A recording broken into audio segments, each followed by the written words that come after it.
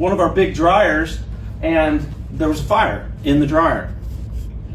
That tray at the bottom of the dryer is removable. That thing comes down, and inside there is like a place where loose items may collect that tumble around in the dryer. It got full of lint, and the heat from the dryer caused that super dry, superheated lint to catch fire.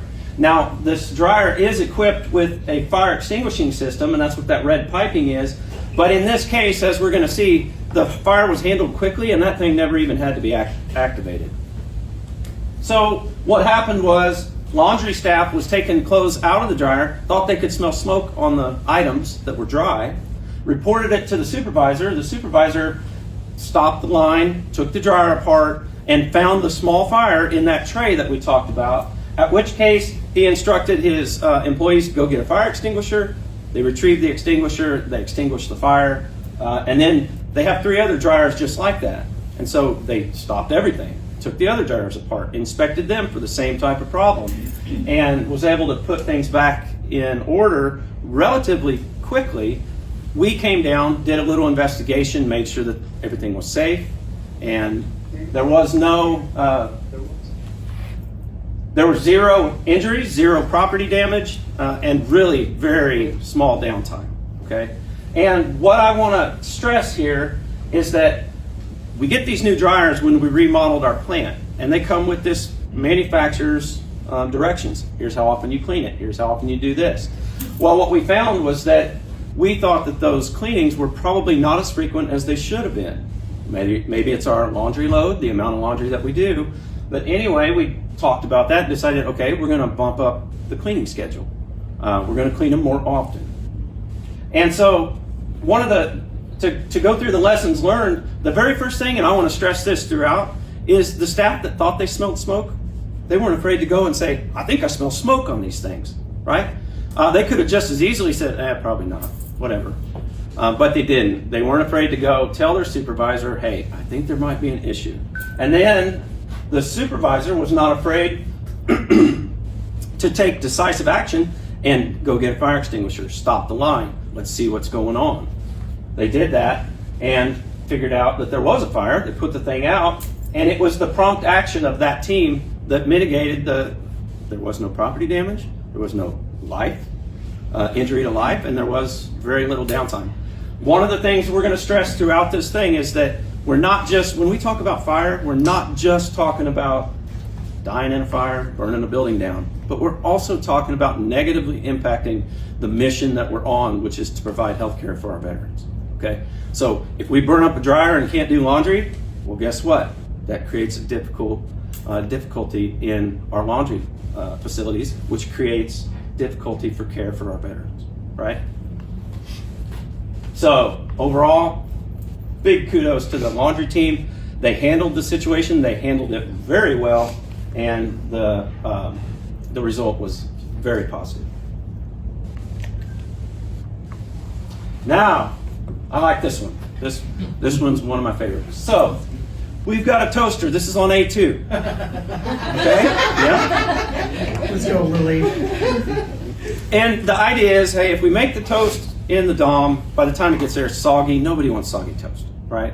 And we want to give our veterans fresh, crispy toast. So we make it on site so that it's fresh. The problem was this toaster every once in a while would get stuck down. It was worn out, and next thing you know, you got toast smoking up the place. Well, guess what? There's smoke detectors that easily detect that. Now we've got a fire alarm situation, which it actually happened a couple of times, and it's not a big fire threat, but as I'm about to explain, there are other things to think about that we probably rarely think about, especially for such a simple, seemingly harmless thing as a toaster burning toast, okay? But so if you look over on the right side of the screen, you'll see some of the problems. Okay, we have smoke present. Well, this is in med-surg. It's potentially, can cause complications for people with sensitive respiratory issues, right? It is possible for that thing to start a fire, not likely, but possible. And so we do have a threat to life and property represented in that simple thing. We have an alarm activation, and this causes unnecessary evacuations, depending on what time of day it is. Every time the alarm goes off, some portion of the building evacuates. I had a situation where I knew a gentleman that, on a false alarm, evacuated the building. He was at primary care for an appointment. He was elderly, he didn't move well. By the time he got back down to the parking lot from evacuating for a false alarm, he didn't have the energy to go back up for his appointment, so we had to reschedule. So that's important. False alarms also call out the fire department, right? And so we're taking them away from the community, and they're not responding to other, maybe possibly more important things. What's the solution? Very simple. Hey, let's replace that toaster. In fact, let's replace it every couple years if that's what it takes, so that we don't have a recurring problem that creates these hardships for our environment of care. Now, just in case you think a toaster can't burn down a building, here we go. That is a toaster fire. And that kitchen is demolished. In fact, the house that kitchen's in is at very real risk of becoming a total loss. So, toaster fires.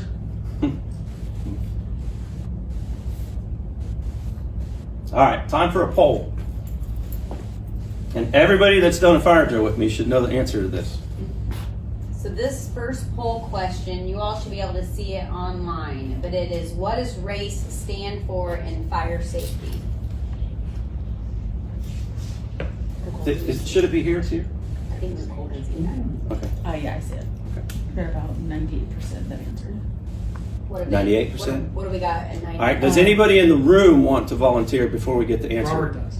Rescue alarm contains English. Very good. Very good. Look at this. Look at this guy. All right, All right. so our online poll takers got it. Did good? Good. All right. I'll keep saying it. So yeah, B was the correct answer. Rescue alarm contain extinguish. All right. We're going to talk about our basic fire response now. This is the stuff that we go over and over. Fire drills, whether I'm coming there doing classroom training or something like that. And I tell people, when you look at that acronym RACE, our entire response plan is encapsulated in that acronym. And I've got a 7 or 8 page document that I can give you. In fact, I have given it to a lot, that spells out all the details. But RACE, this is really important, and this is a great way to get good at a fire response. So, I know that everybody, 98% online, and everybody in this room now knows what RACE means. So, we're just going to go through it letter by letter and talk about it. First one is rescue, right? And this is obvious. Anybody in immediate danger.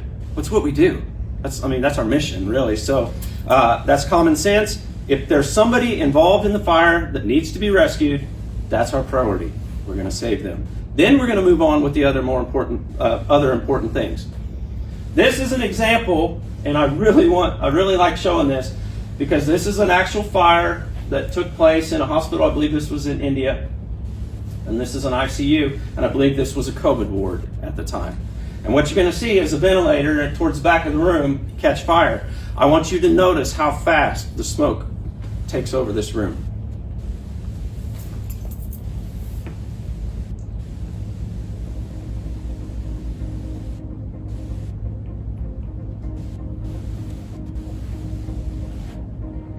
They can tell something's going on.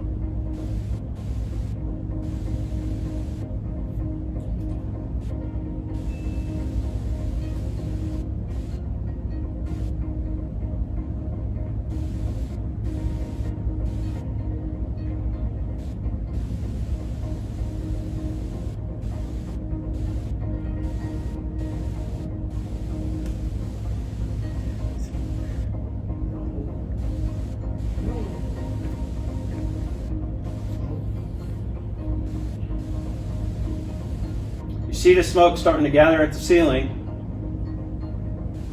and I imagine the heat's pretty intense, pretty close. And you're going to see, coming out of the left, somebody comes in with a fire extinguisher.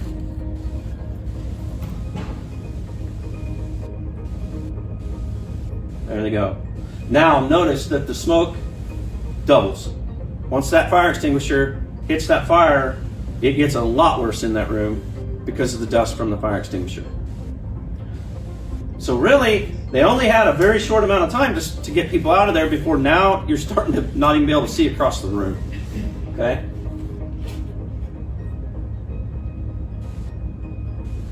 So that's rescue. Those people needed to be moved quickly because time is of the essence. And I generally stress it's not always about the fire. In fact, most of the time I think it's more about the smoke. Okay? Smoke's going to become a problem quickly for us, so we need to move quickly. All right, the second part of RACE, which is alarm, and I stress that there are 3 components to this. Okay, number 1, very first thing you're going to do if you discover a fire is let your coworkers know. You're going to let them know loudly, right? And I know that during a real fire, we could get loud. During fire drills, people are very quiet about it, but during a real deal, we're going to shout it out the top of our lungs so that we can get coworkers to come help. Second part is activate the alarm. If it's not already, it may be. Smoke detector may have activated, sprinkler head may have activated. If it's not though, pull that pull station and set the alarm. This tells the rest of the building there's a problem. And there are other departments that then can come help. Now, I have a question. Yes, sir. If one's alarm's been pulled and pulling another one, Yeah. does it matter? Does it do anything different? It doesn't. The way our system is set up, when that first one's alarmed, it's going to activate the whole alarm. It's going to tell everybody where the fire's at. But I always tell people too, pull as many as you want. I mean, pull them all. I don't care. Let's let everybody know that there's a fire and that we need help. Thank you. Also, when we activate the alarm system, that should automatically dial out to a company that monitors our system, and then they will call the fire department for us. Okay. The third part of the alarm is call 4911. And we want to do that so that dispatch knows we've got an issue. They can redirect resources. They will also make a redundant call to the fire department in the case that our system didn't automatically do it. And then that way we can get outside help on the way. So 3 parts to alarm. The C in RACE stands for confine. And when we talk about confining, what we're trying to do is we want to isolate the fire. We want to keep it in the room in which it started. Okay, we want to stop that thing from spreading. We want to keep the smoke from spreading. And sometimes if you can isolate a fire well enough, it'll basically burn itself out. Okay. Also, though, we have a sprinkler system in our building, and if you've ever seen one of these sprinkler heads activate, there are not too many fires that'll survive the amount of water that'll come out of that. We take away the oxygen in the room by isolating and letting it burn up the available oxygen, and then it begins to start. This is a good example of why we confine. So these are 2 pictures taken, one where there's a fire on the other side of that closed door, and that's what the room looks like after the fire is extinguished. The other side, there was a fire in that other room with the door open. So you can see the stark difference, and that's just from closing a non-fire rated door. Okay, our doors here, even our non-fire rated ones, are much more. They're thick, they're heavy, they have some fire resistance. So we need to close doors. It's always a good idea. And your main doors and your corridors that automatically shut, those are fire rated. And if for some reason they get propped open, now we have an issue where we can't contain the smoke. So make sure those doors stay operational. I feel another poll coming on. Here we go. So if we're in the room, I don't know that we can see it, but this one is, what does PASS stand for in fire safety? PASS. While everybody is answering to that poll, we do have a comment in the chat from Sharon. It says our system is not currently stating the location of the fire, it only states the building. And our area is allowed to have toasters, as we have been told to pull all of them. To the first question, I believe it was the fire system announces the area of the fire. Is that what it was? Yes, our system is not currently stating the location of the fire. That's it true. only states the building. Yeah, that's true. It does. Right now, it only says there's building C, building A, or whatever. And we are working on that as we speak to have some hardware that would program. We would be able to program much more specific enunciations over the fire system because we do want that. I want it to say building C, 2nd floor, north wing, whatever, so that we can have more information to go by. No, The short answer is no on the toasters. We can't have toasters. We have the one on A2. It's supplied by the kitchen, and so that's a part of that's a tool that we use. If you read the policy, though, any personal appliance that has open heating elements, or in other words, heating elements that you can see, are prohibited. Yeah. Sorry. All right, where are we at on pass?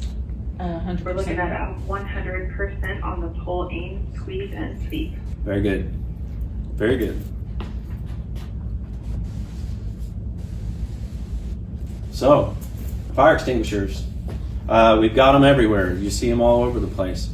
And we want to make sure that everybody knows how to use a fire extinguisher. Pretty self-explanatory, we think, but there are some things that you can do wrong when you use a fire extinguisher that make it more difficult to put a fire out. So, when we use a fire extinguisher and we follow the PASS acronym, we pull the pin, first of all. It's on a little plastic strap, but that thing's designed to break. So we yank that out of there. We take the hose, we detach it. I should have brought one with me. We detach it from the clip that's connected to. We aim that hose at the base of the fire. We want to shoot at the base of the fire, not the middle, not at the top, but right at the base, because that's where the fuel source is. Okay? And then we want to squeeze the handle and sweep side to side. And we want to keep going until that extinguisher is depleted, which doesn't take long. Fire extinguishers only got 20 seconds or so worth of time before that's it. I always tell people as we're doing this stuff, you guys are healthcare professionals, not firefighters. So we're not running around gathering up fire extinguishers and fighting a fire. That's not the job. We are attempting to put the fire out when it first begins so that then we can move on and take care of our patients, right? There is a case where you may go to look at there's a fire and it's already too big and it's not safe to try to extinguish. You can't get close enough to it. In that case, don't even try. We're not firefighters. We're going to take care of our people, and we'll let the emergency responders take care of that. Question. Yes, so sir. I've seen at times where people will kind of do it in bursts. They'll squeeze it, let go. Is it continuous that you're doing that whole through, or is it? I mean, I think generally speaking, we're holding that handle down and we're sweeping side to side until it's done. There may be a certain circumstance where it makes more sense to do it like that, but for the most part, we're holding the handle and we're using up the whole thing. Is there a different approach if it's an electrical fire versus a chemical fire or whatever? Yes, we do have different types, different classes of extinguishers for different types of fires. Generally speaking, like a regular extinguisher would put out an electrical fire, but it's also may damage that electrical equipment. And so what we have certain other type of extinguishers that will not damage the equipment. And generally, those extinguishers are in place in those sensitive areas. So like if you're working in a IT room with lots of computer equipment, the fire extinguishers in there are going to be suited for that type of equipment so that we don't run a $500,000 server rack while we're trying to put out a fire. The fire probably going to run it anyway, but. Okay. Another thing, E, extinguish and evacuate. We're almost always doing both. It's not like we're going to go put out the fire and then just go back to the desk and get back to work, right? We've got smoke, we've got fire, we're going to handle that thing, and then we're going to get our patients out, we're going to take care of them. We're going to get them moved into a different smoke compartment. If you look at this drawing, you'll see I've got some marked horizontal exits and some are vertical. The horizontal exits are through smoke doors into a different smoke compartment. These barriers are designed so that we can move past them into the next compartment, and that buys us time to take care of our people and to let the professionals handle the fire. Our first evacuation is always a horizontal evacuation, especially with our patients. We don't want to go downstairs when we don't have to. And then once we do evacuate, know where to go. If everybody just runs off and nobody can be accounted for, we don't know if there's people left in the fire. We don't know everyone's safe. It leads to chaos. It can lead to people trying to re-enter buildings thinking somebody's missing and then they get injured. So know where we're going to go. assembly points should be predetermined. That means everybody's talked about it and say the flagpole or the oak tree by the fire hydrant. I don't care where it is as long as everyone knows. The assembly point should be a place that's not in the way when the fire department rolls in. There's Right. a question in the chat. Or Yes. Someone has their hand raised. Mhm. This is it, Chris Hayes, I think. Hi, I've got a question about the fire extinguisher. Yes. Once we empty the fire extinguisher, what do we do with the fire extinguisher? Do we throw it on the ground or do we carry it out with us? Because I think some fire extinguishers actually explode if they're exposed to heat. So what do you do with the fire extinguisher after you exhaust it? You set it down, you leave it there. So once you're done, Okay, thank you. yeah, once you're done, I don't want you worrying about a fire extinguisher anymore. I want you worrying about people, and I want you to just set the thing down, move out of the room, confine the fire on your way out, by the way, and move on. The fire extinguisher can stay right there. Yeah. Okay. Real quick, does everybody know what it takes to have a fire? You need heat, you need fuel, and you need oxygen. If you can take away any one of those three, the fire can't exist. Okay, and that's really what we do. Anytime we employ our strategies, we're just taking away one of those three ingredients. So how many, and if you've been in my fire drills, you know we always talk about oxygen and med gas shutoffs, right? Well, the importance of that is we don't want to pump any fresh oxygen into a fire in the event that a pipe were to rupture or something like that. So what do? We've got automatic shutoff. These are zone valve boxes that are located at the beginning of your wings. And if there's a fire down there, once we know that everyone's taken care of, the responsible individual who's in charge of that oxygen shutoff decision then shuts off the oxygen. And I think the medical air as well. Okay, there's not too many fires that can be put out if you pump fresh oxygen into them. Okay, you can burn a chunk of concrete if you gave it pure oxygen. Sprinkler systems, how do they work? They make things wet. Well, when things get wet, when something's on fire and water hits it, that water evaporates. And as the water evaporates, it takes heat away from the fire. So we're robbing heat from the fire. Okay, that's one of the ways that works. So these sprinklers, again, I always tell all my fire drill people that it's not like if you don't put that fire out with the extinguisher that the world is lost. Because these sprinkler heads, when they activate, they put a lot of water out. In fact, most damage done to a building during a fire is from the sprinkler system or the fire department showing up. How do you test the sprinkler systems? Obviously we don't go around setting off sprinkler heads, but we do rigorous testing every year on our fire devices. So we have flow switches, we have fire pumps, we got all kinds of stuff that you don't see. And we test it annually, quarterly, monthly, and we keep track of all that. Yeah.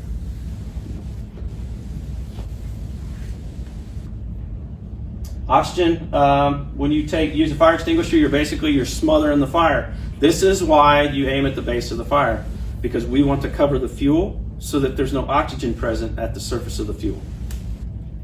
And different fire extinguishers are able to do that on different fires, like a grease fire. That's a different type of fire, and we have to treat that appropriately. I like this one. Now we're talking about fuel. Our hospitals are built so they don't burn. Okay, that's the goal. We build them to be non-flammable as much as possible, but what really makes them able to burn is the stuff we bring into them, right? Tables, chairs, books, paper, you name it, that we do bring stuff in. This goes back to our Christmas decoration discussion that everybody hates me for every November, December. This is added fuel to a space, right? We can't do that. Actually, what this is, it may be hard to tell, but that's wrapping paper.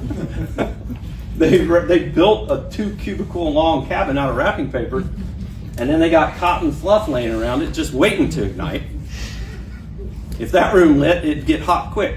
So we can't add an inordinate amount or an unnecessary amount of added fuel to our buildings. If we do, we run the risk of creating fire hazards that didn't exist before. That we're not trying to be the Grinch or a killjoy. We're just trying to keep our people safe. Now, I always want to stress that when a fire happens, number one, it's always going to be a surprise. It's never going to be expected, right? We don't have regularly scheduled fires. It's always going to catch you by surprise. When it happens, chaos is immediately going to attempt to control the situation. And it will if you let it. There's just no way around it. You will always feel stressful. I don't think there's ever going to be a fire situation where there's no stress involved, where it's easy, right? So, surprise, threat of chaos, and stress. How do we handle that? Well, we train. When we train, which is like what we're doing here, we're taking knowledge. What did that? Code green here. Okay.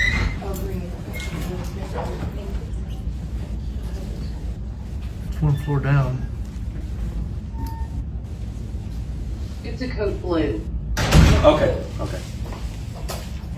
Thank you. So when we train and we gather together like this and we get information and we digest it, we then acquire the knowledge that we need. Then we do drills. When we do drills, we turn that knowledge into action. It's actionable things that our training gives us. When we repeat those drills, we turn it into habit. And that's the point. When we form a habit, we create a response that's automatic. And that is how you defeat the surprise, chaos, and stress that comes from a fire event. So that's why we're doing. That's why we do all these drills and all this repetitive stuff. Fire response is a team effort. There's all kinds of people involved all the time. Just this morning, I had housekeeping staff present during a fire drill. Well, guess what? You're here. You're a part of the response. Everybody needs to know this. So whether you're a doctor, a nurse, MSA, police, housekeeping, engineering's always around somewhere fixing something, or emergency response. It's a team effort. And when that code red environment starts, everybody has a job to do, and they all start doing it simultaneously. One person isn't doing the whole thing. As a team, we respond. And from the minute the fire is discovered to the last person's evacuated, really shouldn't take very long because we're working as a team. So, to conclude, fire incidents and drills are opportunities to identify strengths and weaknesses. And I'm always looking, during my drills, I'm looking for weaknesses. What can we improve on? What are deficiencies that we need to correct for a safer environment? And then during the current incidents like the laundry fire, how can we improve our maintenance process? The training that we've done down there and the training that the supervisor has done with his people paid off. Keep that up. We know that that's working. Fire response training is important. I know it gets mundane and boring, and half the time I'm breaking in on something really important. I know it. But we got to do it. It really is important because it results in positive outcomes where what could have been possibly catastrophic. And then don't be afraid to call it out. If you see it or you think there might be something happening, say it. Get it out in the open. It's okay if you're wrong. No big deal. I'd rather you be wrong and we just stop the process for a minute than you have said nothing and now we've got somebody hurt or dead or our system is down for 6 months while we rehab. Know your emergency procedures, and that's what we're doing here, and I'm helping with that. I help you, you help me, and together we train and we make sure that we know our emergency response stuff. So I'm always available to offer training. Whatever you guys need, I'm here to do. That's my job. It's what I like to do the most. I want to get out there and help you guys as much as I can. If you have any problems at all, any questions, concerns, don't hesitate to reach out to me and contact me, and we can get something scheduled. There's a question, sir. Yes. Are there opportunities to schedule some hands-on fire extinguisher training for our teams? Yes, absolutely. We can do that. Sorry, Matt, I've seen that before done at other facilities that I've been at, where it's an afternoon at the basketball court or somewhere out there where individuals can come down and practice pulling a pin, and I think I'd love to be able to see some of that too. So. Yes, sir. Yeah, we've got, actually, I've got 2 ways to do it. We actually have digital fire extinguisher training aids that we can set up indoors and use. It mimics a fire. It's got a digital screen, and then we have a digital extinguisher that will actually put it out. But we also are working on the possibility of setting up some live fire scenarios outdoors where we can use actual extinguishers and be able to put real fires out. Yeah. Okay. Any other questions? Christy has her hand raised. Okay. Christy. And I have a question for you. This is Christy Baldwin. I'm actually sitting out at the Junction City C-Box, and the crazy thing is, as you were talking, the fire trucks were going by, and there's a fire, not the VA, so nobody get freaked out. We're looking out the window right now, but is there any words of wisdom? I mean, I know our C-Box are in buildings that that the VA doesn't necessarily own. Is there anything you say to them differently, or opportunities for them to have training too? Yes. The C-Box are a little different. Some of those, the fire alarm systems are not as robust as what we have. The suppression systems, some of them don't even have suppression systems.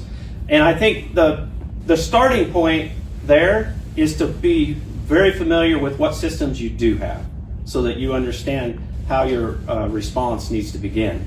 And yes, we can absolutely provide training for that. In fact, this year we are going to be visiting each CBOC twice to conduct fire drills and fire safety training. So, Matt, just Thanks, Matt. I'll pass it along to them here. I think the highlight is still follow RACE. Yes, Right? It's absolutely. the same thing. You Yeah. can get away from an outpatient clinic quickly and take care of patients who are there. That's a great point. Happened up in St. Joe, with a gas smell yesterday, and they were able to evacuate preparation. Yeah, that's a great point. Follow your basic RACE procedure, and we'll be fine. Yeah. Any other questions? Any in the room?